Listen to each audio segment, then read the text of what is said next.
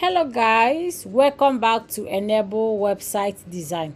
In this video, we are going to be showing you how you can connect your Mailchimp account to your Google Sheet right in Zapier. So the very first thing you need to have before you come to this video or continue this video is to go to Mailchimp and create an account and create an audience. Now, this is what you do. When you have done creating that, come back to your Zapier. Click on your trigger. When you click on trigger, ensure you selected Mailchimp as your trigger. Now, the trigger event is going to be based on what you want. In this case, I want when somebody subscribes to my Mailchimp, right? When there's a new subscriber, let it trigger in my Zapier and save their details in my Google Sheet so I can review it later. Right now, you can change the trigger event to email open, link linked, a new audience. Maybe when you create a new audience, right?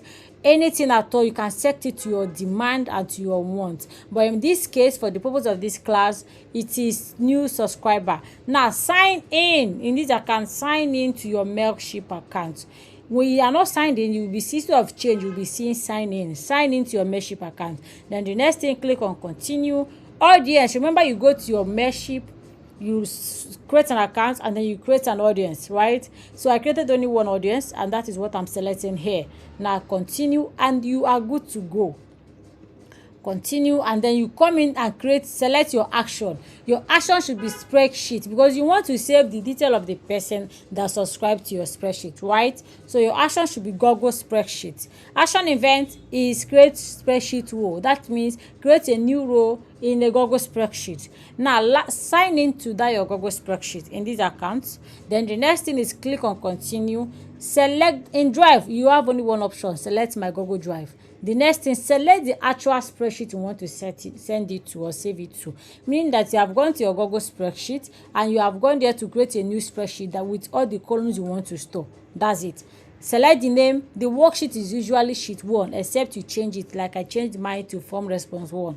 Then scroll down. The columns you put in your Google spreadsheet are what you are going to be seeing here. In my case, I have timestamp, full name, email address, and phone number, right? So you are going to keep clicking on this plus, you get. So to select, if it's timestamp, look for created date, and that's it. If it's full name, look for full name. You will find it, definitely see the full name up there. And then when you are done selecting, that's it. You can publish your automation. In that way, when somebody subscribes to your Mailchimp, you automatically trigger your Zap and you save the details in Google Sheet. So you can always go to Google Sheet to go and check out if somebody actually subscribed. So thank you guys for watching, and kindly like, subscribe, and drop your comments. Thank you.